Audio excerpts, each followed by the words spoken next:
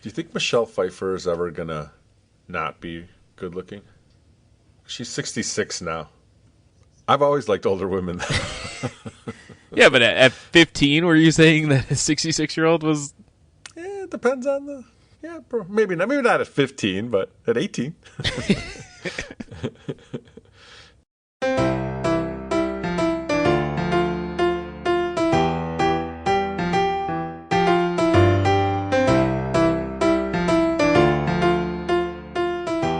Welcome to our Film Fathers podcast, the definitive podcast about fatherhood, film, and fatherhood in film. This is Jelani, and with me as always are two guys convicted varyingly of lewdness, jackrolling, sneak thievery, chloral hydrating, sodomy, strangulation, and enthusiastic corruption of the public good. Martin and Brady. It means if you're not strong, you'd better be smart. Now, I don't know if you're being too clever or too dumb, but whichever it is, just remember this much. For all his faults, your father was a man who loved his people. Here's the thing. I don't give a tuppenny fuck about your moral conundrum, you meat-headed shitsack. That's more or less the thing. And I want you to go out there. You. Nobody else. None of your little minions. I want you to go out there. And I want you to punish the person who's responsible for murdering this poor little rabbit. Is that understood? This week, in honor of one of the greatest actors of our generation, we celebrate Leonardo DiCaprio's 50th birthday by diving into the gritty, violent streets of 1860s Manhattan with Martin Scorsese's epic Gangs of New York. Released in 2002, Gangs of New York isn't just a historical drama. It's the film that launched one of the most iconic director-actor collaborations of our time, Martin Scorsese and DiCaprio. We'll explore how this film tells the raw, untold story of America's turbulent past, from the 5 points to the rise of the gangs that shaped New York City. So lace up your boots, or grab your top hat and make your choice. What gang are you part of? Brady, are you a dead rabbit or are you a native? The Plug Uglies. Yeah, there were a ton of names I did not remember. Did you write any of them down? I Googled the list just to make sure I had some of them, yeah. The Bowery Boys, the 40 Thieves, the Dead Rabbits, the Natives, the Roach Guards, the Carry... Oh, those might have been some actual street gangs. Yeah, there was a bunch of them. Plug Uglies, you nailed it, though. That was one of the better ones. I think it's funny how at the end it was almost like the Crips and the Bloods, though, because, Yeah, red and blue. Red and blue. And it's just like, oh, all right, that's how we're going to do it. So have you guys seen this movie a bunch? This is only my second viewing. I've seen it more than that. I watched it a handful of times back when it came out, and I always thought really highly of it. But this was the first time I'd seen it in quite some time. This was the first time I've ever seen it. Whoa, another shocker. I went to the theater for it. I don't know why I'm shocked, and I also don't know why we think you like movies. Such a great way to put it, Brady. In 2002, when this came out, a movie that was 2 hours and 47 minutes was the least appealing thing on my list. And by the time that I got around to appreciating how longer movies could be and how much storytelling they could be involved, I just never went back to it. This was so long. It was such a long film, and I started it late the other night, and I was just like, damn, this is still going. And for being so long, I feel like it kind of ends abruptly. There wasn't that huge of a payoff. The one thing I'll say is that I don't think I fully appreciated Daniel Day-Lewis the first time I saw it. He's amazing in this. Leo's fine, and Leo is, and there are moments where you see kind of the amazing, like we just talked about Once Upon a Time in Hollywood and how great he did in that. And you see glimpses of the really really great DiCaprio as well, but this is definitely a Daniel Day-Lewis, tour de force. And I was definitely reminded of a movie he did little later on, and we covered as well, There Will Be Blood, and just in the violence and really even just some of the character traits and the way he acted it, I feel is pretty similar, which is funny because he's known for being method and going into each role kind of uniquely, and each role seems to be unique. But those two, I definitely see a parallel. I don't know if you guys saw the same. I think it's really telling, like, one that, you know, obviously he has that reputation of being method and how he stays in the character, but like he becomes these characters, right? And he is just all there the whole time, and it's interesting even to see, like, when he was sitting with DiCaprio when after DiCaprio saved him from the play, and he's like sitting there or like watching him sleep or whatever. It's just like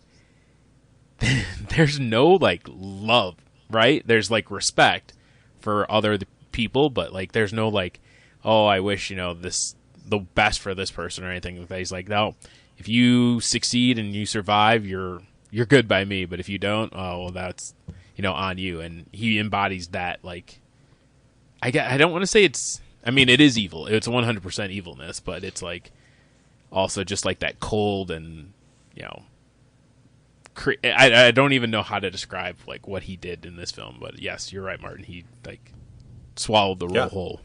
cold is right, and yeah, just unfeeling. But I mean, I guess somebody, like, the only respect he had was for Valen, for the priest, for Liam Neeson, pre-taken. Yeah, he was.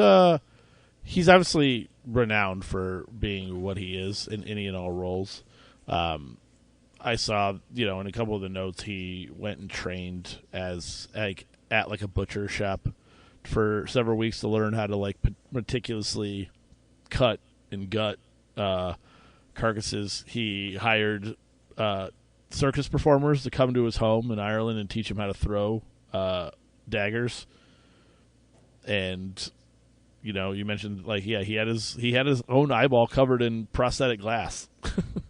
And then learned how to tap it with a knife. How long do you think it takes to adjust to that fake eye? Like, I would imagine it's not comfortable. No, not at all. Like your eye would probably be like watering. Like, it understands like there's something in there, you want to get it out, and you just have to like push through it the whole time. And like, I mean, that's dedication right there. Yeah, I think the butchering was a very nice touch. Like those scenes where he is just cutting, and he talks about it all the time. He's like, you know, he uses analogies, or he's like, how do you like that mutton or something like that. And when he's cooking that steak really rare, and then has that like very rare. Yeah. He like pan fries it for like 30 seconds on one side.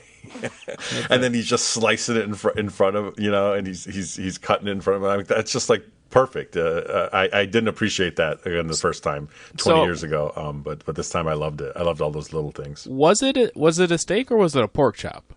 Whatever it was. I think it was a steak, but okay. some kind of meat. Too tender to be a pork chop, I think, but could have been mutton. I was going to say, if you don't cook it very long, it's probably going to be a very tender pork chop. Yeah. It was, literally pan fried for, I think it was like a couple seconds. What do they call that? Blue. It's like a blue steak, right? Like shy of rare, like less than rare. Wasn't even like light gray on one side. They just wiped its butt to cut off the steers or the horns and served it to him. But, you know, we mentioned in the intro, like, this was the beginning of Leo. And obviously young up against, you know, again, one of the more prolific actors maybe ever. And yeah, you mean Cameron Diaz? What about? Yeah. Well, Leo wasn't asked to do, you know, as much as Bill in the movie, but Leo's good. I mean, he's always great. You know, he does a very good job, and he is. I think you can go so far as to say that Scorsese clearly really liked him, and after that went on to do and still is doing movies with him every couple of years. It feels like. Yeah, no complaints on their partnership, and you know I poked fun at Cameron Diaz, and I've definitely seen a lot of hate for her in this role, but watching it again, she wasn't bad. I feel like she's not as bad as I think I thought she was. Yeah, she looks like the part. I think it just I can't get away from the fact that it's Cameron Diaz and she doesn't belong Yeah, at I all. think that's exactly right. I think you nailed it. I think that's my only problem is that it doesn't feel like she belongs, so that makes her maybe kind of miscast. But she didn't do a bad job at all. It doesn't. So I don't know. Yeah, I feel like it's probably undue hate. Well, on her. so on one this of the role. things about that is, what I saw was that Sarah Michelle Gellar was actually originally cast. And she backed out due to scheduling issues. And Miss Scorsese chose Sarah Polley for the part, but then later the studio insisted they needed a more bankable star, which I don't know that you did with Daniel Day-Lewis and Leonardo DiCaprio. Yeah. But I don't think you did either, but there was a lengthy list of actresses who were like considered and auditioned before her, and it's just like you could just go through the list, and it's like, could you just have picked almost anyone else? It just really was hard to have it be her because she's just. I do agree with you. It's not as bad as I thought it was, but it's also still not good.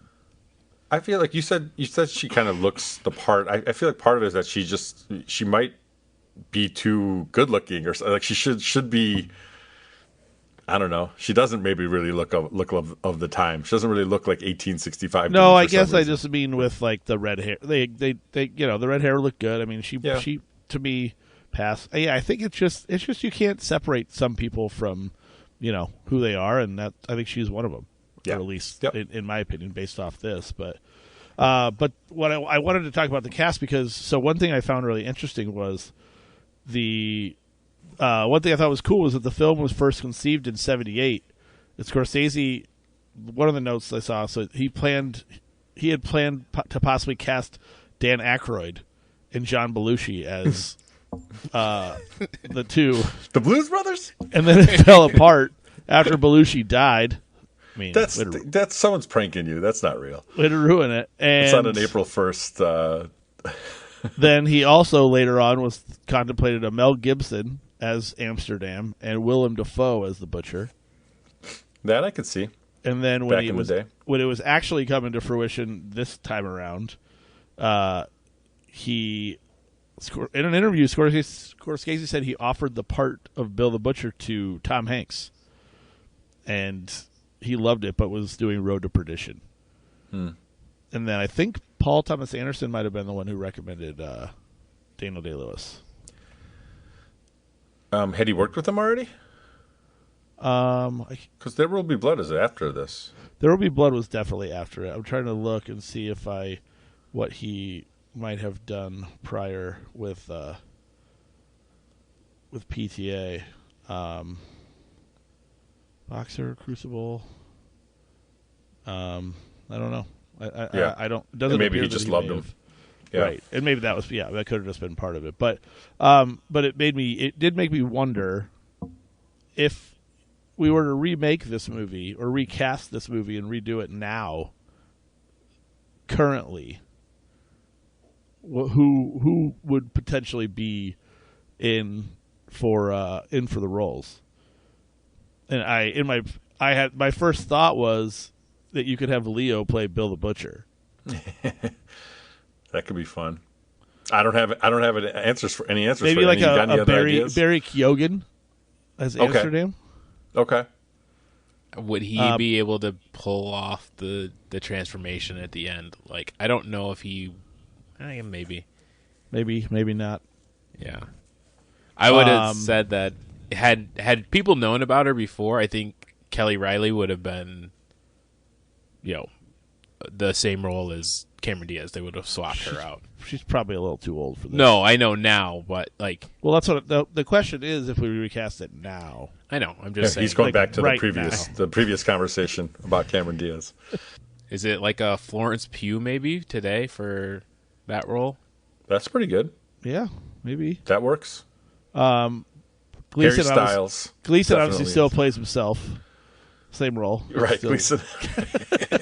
I love Brendan Gleeson. I definitely forgot he was in this, and He just gets to keep playing that same role because it's fine.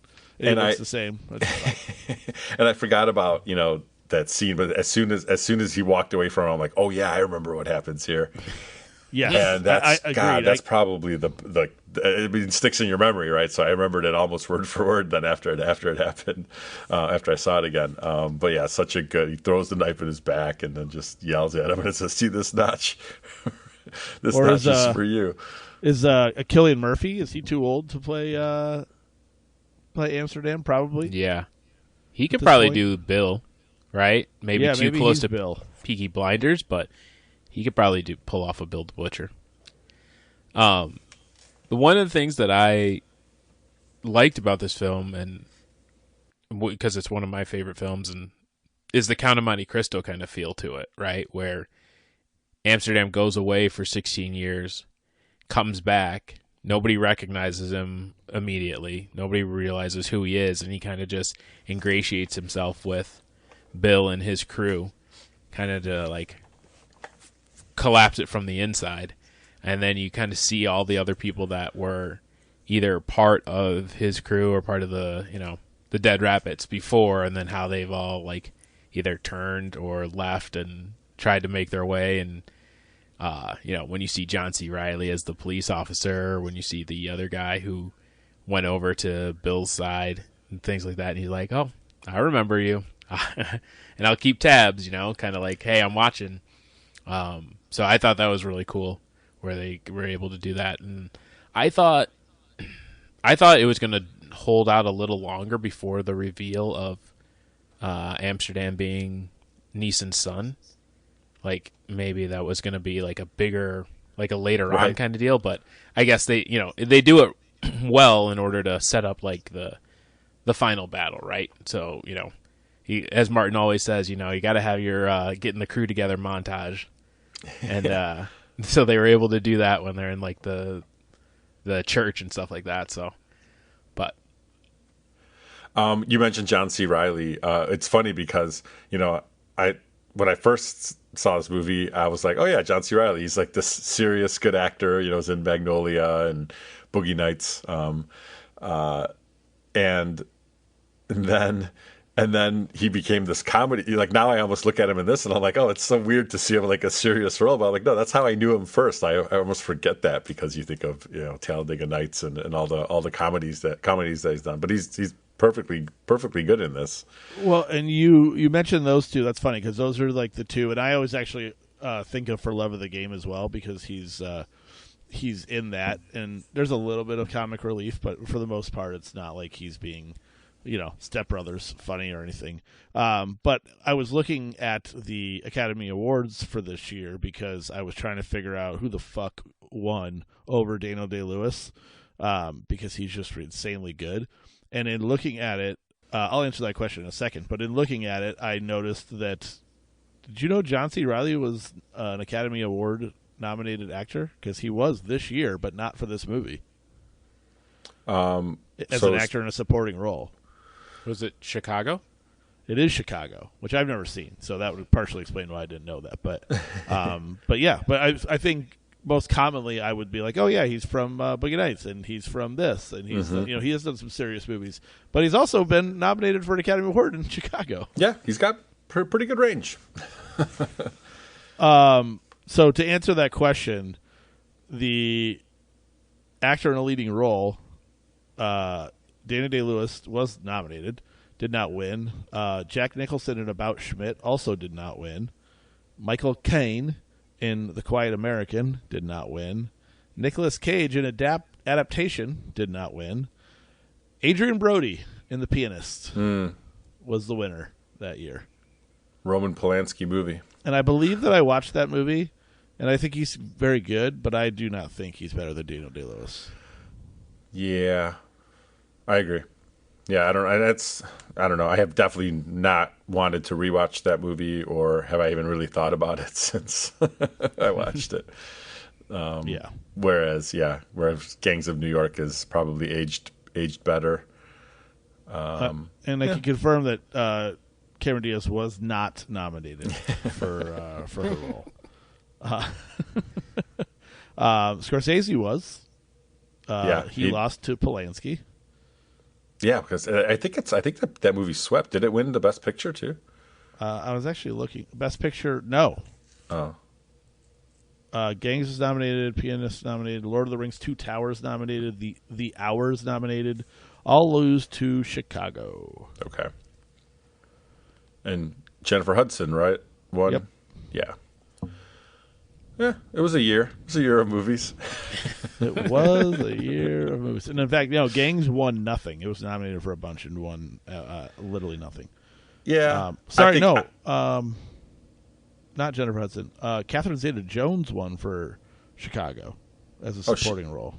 Oh. Yeah, thought I was Jennifer going to Hudson say, won. when Chicago came out, like, everybody in that movie, I feel like, got nominated. Like, Yeah, Queen I thought Latifah that was got the big nominated. winner that year. Zellweger was nominated as leading role but she did not win. And Queen Latifah was also nominated as a supporting role. Right. But no, Jennifer Hudson not. Jennifer Hudson was Dreamgirls. I don't remember what year that was. Oh, that's right. So, but yeah, Chicago had Zellweger, Zeta-Jones, Queen Latifah, and John C. Reilly, and we were like, really? And Best Picture, right? Won And Best Picture. yeah. So, yeah, a lot of nominations for Chicago. And Rob Marshall was nominated as director as well. Anyway, I'm just gonna live with the fact that it was a travesty that Daniel Day-Lewis didn't win. Yeah, I think he's the only. For me, like I think this movie's fine, but it's only great because of him. For me, and his performance is the standout thing. So yeah, that's why I haven't necessarily seen it again, because it is too long.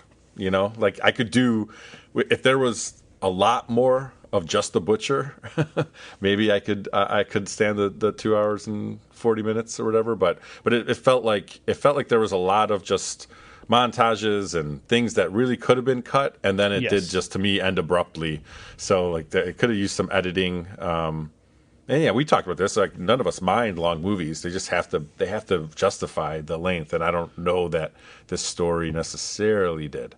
Yeah, there was a lot of like rehashing and circling back on things, and I would argue that this movie could be better. Yes, like I said, I went into this thinking that I really liked this movie. You mentioned the length. I actually remember that this DVD was one of the few 2 DVD movies you had to switch it in the middle, which didn't totally make sense because there were like other long movies where you didn't. So I don't fully understand what took up so much space. But this was one of them, and it was annoying, and definitely did contribute to watching it less because you didn't want to have to get up. Just so exhausting to have to. There were so many parts in there that, like, I understand Scorsese's like taking from historical fiction or historical fact, and making historical fiction. But like the scene where the guys are getting off the boat and then signing up for the army and then getting right back on the boat, like I get it. Like some of that stuff probably could have been left out. He didn't write. In fairness, he didn't write the screenplay or the story. The story was by Jay Cox, I want to say, and then he was part of the screenplay as well. But yeah, I agree. There's just a lot. The director makes those choices of leaving stuff in, even if it's in the script. Yeah, and I think feel like they the left a lot in. whole aspect of, I understand what was going on at the times, and you kind of like the Civil War kind of played in the background, but you could have left that as kind of more of a background of the story, right? And kind of left that out, and just like something that's happening off screen, didn't really need to play it up the way that they did. So I think that kind of contributed to it. I thought it was funny that there's a scene where Bill the Butcher throws a dagger at a picture of Abraham Lincoln, and then 10 years later, Daniel Day-Lewis plays Abraham Lincoln. Well, even the first time they're walking down the street talking about Lincoln, and it was Bill in like a top hat, going on about Lincoln, and that was when I noted it too. And then later he throws the dagger at the picture, and sure as shit, it's comes full circle for. Can you explain one scene for me when they're getting ready to fight in the very beginning, and the guy has his hat on? Well, one of the dead rabbits has their hat on, and he takes off and he puts more stuff in the hat. what was he putting in the hat? I don't even remember that I scene. remember that. Was it pre-fight? Yeah, pre-fight. What did stuff look like that he shoved in his Yeah. hat? For some reason I thought it was like some sort of like padding or something like that. Like he didn't want to get hit in the head, but it just seemed like if they were gonna put on like padding to protect your head, why didn't like people have like body armor or like Yeah, you I know? don't think it was padding. I would think. I don't remember specifically. I do remember seeing that what you're talking about, but I also don't know what was put in it. But I would doubt it was padding. It wouldn't really have much. Yeah, impact there. I was just curious because like you see everybody else like sharpening their blades and sharpening the claws and things like that, and then also who's the building director to build those towns or all that stuff underneath the church? Like that was like a right, whole that was city under there. That thing went deep. It was like, all right, if you guys It's can the build future this, subway. yeah, why are you guys just not hanging out in here? Forget going up on the street.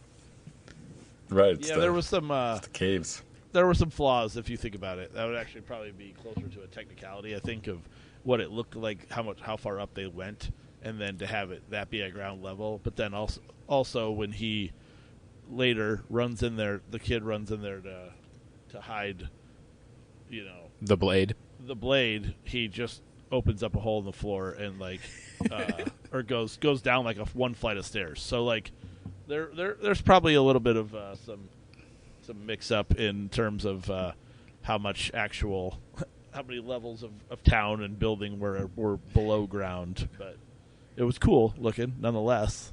I did like the cameo of Stephen Graham, a.k.a. Tommy from Snatch, who will always be Tommy from Snatch, regardless of what show or anything he's in. Like, every time I see him, that's the character I think of. And I'm like, You oh, just hear Jason Statham's voice calling him Tommy. So Tommy. I think he played Capone in Boardwalk Empire. I think. Oh, was that him? I believe so. I'm actually looking right now, but just by look, I think that it was him. That I believe he. Damn it! I wish he's also in that Netflix show Bodies. Did you guys ever watch that?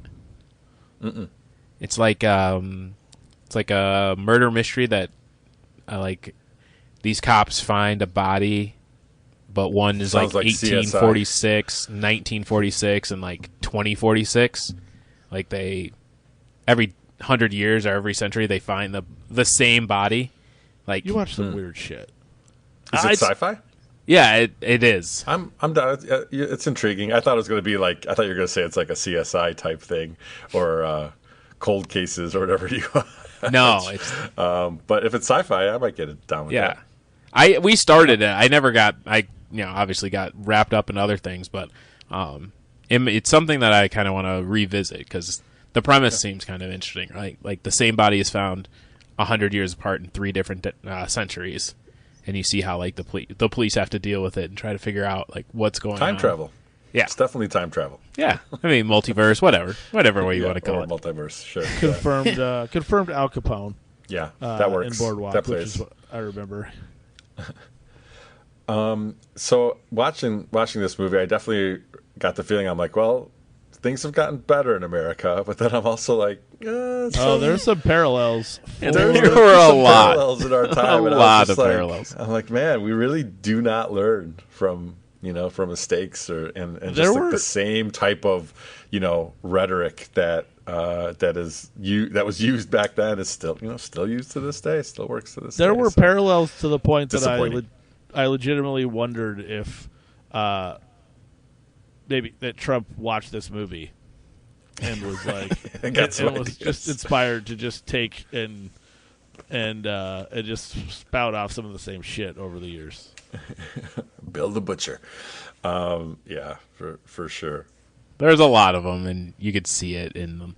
Not only the different gangs, but like the way that they wanted to protect things, and it was just like, guys, that doesn't work, right? Like it's not. You can't have all these people that are coming over, trying to find a better life, and then be like, oh no, you can't come over and go back, or try to send them back home. It's like It's not The not gall, what the plan gall was. they have, the gall they have to call themselves natives. Yeah. It's like no, you're not. You're No. not native. It's just not what you are. But I wonder what his where he got the inspiration for his accent, because like what is that? Is that like a prototypical New York accent? That's really interesting that you say that, Martin, because I had a little got a note on it? little note on the that there was, because I think one thing you could tell is there's different like accents throughout. Like a lot of people have different approaches to it, but they said particular attention was paid to the speech. Loyalties were often revealed by their accents. The film's voice coach resisted using a generic Irish like brogue. Instead, Bill, an important piece was an 1892 wax cylinder recording of Walt Whitman reciting 4 lines of a poem in which he pronounced the word world as woiled, and the A of an nasal and flat like an, and they used that Walt Whitman recording was essentially the foundation of Bill and like some of the native speech. Yeah. See, I think some of the things that maybe I don't know. I don't want to say turned me off because I didn't. It's not that I didn't like the movie, but the first time watching it, I think I felt he was a little cartoonish, and especially with like the big top hat and like the plaid pants, and something felt strange about his character to me. But yeah, watching it now, I'm like, no, I feel like it kind of makes sense. Like, yeah, he wouldn't sound like a normal New Yorker does now, and he wouldn't necessarily sound like what we expect from Ireland or from whatever Right. country his people are from. It would be some kind of like weird mix bastardization of 1865. So like the fact that he took the time to think about that or look up a Walt Whitman recording now knowing exactly how great of an actor he is, I feel like it's a more impressive feat for me. Yeah, I just think he tries very hard to whatever movie he's doing. We talked about him with There Will Be Blood, and he's been. I mean, so often he did a movie and came out of retirement. It was like, okay, you're going to get a spectacle, like because he is somehow like the most committed actor there is, and everything always is the same stories and lore are built around it in terms of how deep he goes, and the speech was obviously a prime component of that and kind of making that character unique. And I saw another note that he hated the hair so much, the like greasy hair. Yeah, that was part of it too. Had to It wear kind of bothered me. to the point that like after they were done, he shaved his head entirely because he just was so done with having hair on his he hated it. It looked Yeah, it was gross. Which It it was a little very excessive, gross. but like also they're not washing, they don't have Prel, to cut through And he the hard probably stuff. didn't shower. Right, He's not a probably lot like, of showering. I'm only using. I'm not using soap. the problem- that wasn't available in 1865. The counterpoint to that is no one else's hair looked like that. So like somewhere in there, it's a differing. It's like Leo had nice long hair too. I was going to say Leo's was pretty Quite look that free flowing. Yeah, it was not greasy at all. But yeah, good job picking this movie because yes, like we said, there's some parallels to our day, and it's I think it was timely, more timely than I thought, than just being like a random movie that we watched. So Yeah, and I it's think good. you're right. Like I put that note in. I mean, I do consider Leo. I mean, again, Daniel Day-Lewis is revered, and I don't know that anyone doesn't talk about him as potentially one of the best actors ever. And Leo to me just feels like one of the better actors we've had during our movie watching experience, our generation, and he is still going, right? But it's when he's in a movie, you kind of know or expect that it's going to be a good movie, and I think he has that reputation, and he gets to obviously be pretty picky about it. But it also comes down to him working with Marty, and Who made a cameo? Did you guys see him? I did see him actually. Yeah, I did catch him sitting at the table. And I didn't know this. He doesn't typically do that, does he? I don't. Does he cameo all his movies? He did in one of the other movies we were talking about, because I remember thinking, Like, is he in Goodfellas? He's in Taxi Driver. Remember? He's in the back seat. Backseat in the taxi driver. Oh, yeah, I we call think he that is up, in didn't we? Goodfellas. He isn't good. Yeah, maybe he does. Maybe he does it more often than I. He was in realized. Killers of the Flower Moon. I remember. He was like the radio host, or something to do with the like radio show that was going on. Yeah. I'm looking him up now. Oh, he was a radio show producer in Killers of the Flower Moon. Yeah. I never saw Hugo, but he's uncredited in that. Aviator, he's in as two different things, maybe just a voice. So I just think a lot of his movies I watched before I knew what he looked like. Like I watched him in high school, so I probably wasn't looking for him. And then when I rewatch him, I'm like, oh, there he is. It looks like so. Martin Scorsese was actually. Did he direct The Age of Innocence? With Daniel Day-Lewis? He's in. Martin Scorsese's in it, uncredited as a photographer. Which makes me wonder. I don't know that I. And that was written by the same. I think that's written by directed Jay by Cox, Scorsese. the guy who wrote this. Yeah, yeah, correct. So they have written by Jay Cox, Scorsese, and Edith Wharton. Right, it's Edith Wharton novel. Sorry, Get it through there. Edith Wharton, got it. But wait, Daniel Day-Lewis is in that, right? Yeah, he's the main actor. So he had worked with Scorsese. Maybe it was the other way around. Scorsese recommended Day-Lewis. That's not probably that he wouldn't have for known PT about to it, PTA. Yeah, Is that a Michelle Pfeiffer vehicle? correct. And Winona Ryder. yeah. How did I miss that one? Michelle Pfeiffer. I wonder if it's good. 7.2 out of 10. I mean, it's got to be good, right? Yeah, I don't know. It doesn't. I mean, it's got all the people. I think it's just always. It felt like a period piece that was going to be dull. Yeah. So I don't know. I'm It confident probably that I is, wouldn't but like it. A I gotta tale watch of it. 19th century New York high society. Yeah, I'm pretty sure you wouldn't like it. There's a chance I might enjoy it. Both of those things. Martin's give going to me- read the book first, though. Yeah. How long is it? That's a kicker. Is it under 2 hours or just about 2? I already bailed on the whole thing altogether. I've already gotten too deep. Oh, funny. So yeah, I know too much. It was for me. We saw Leo. We talked about Leo and Pitt in Once Upon a Time in Hollywood, and the Gangs of New York one is this movie that just sits out there, and there's some other ones I'd love to do we haven't touched yet, like Inception and Shutter Island. I just think he's got so much on his plate, on his resume, that are all warrant talking about. The Beach. Well, let's hope he keeps putting them out, even though he's hit the big 5-0. So Yeah, that's crazy. That just means that there's just going to be a bigger age gap between the next 26-year-old. True. Oh, Leo. We love you, Leo. Truly, yeah. He's one of the best. So, belated happy birthday to the DiCaprio. as always, for our ignominious end, remember, the blood stays on the blade, and the finger presses the subscribe button. Also, leave a 5-star review. Thanks, and save it for the pod.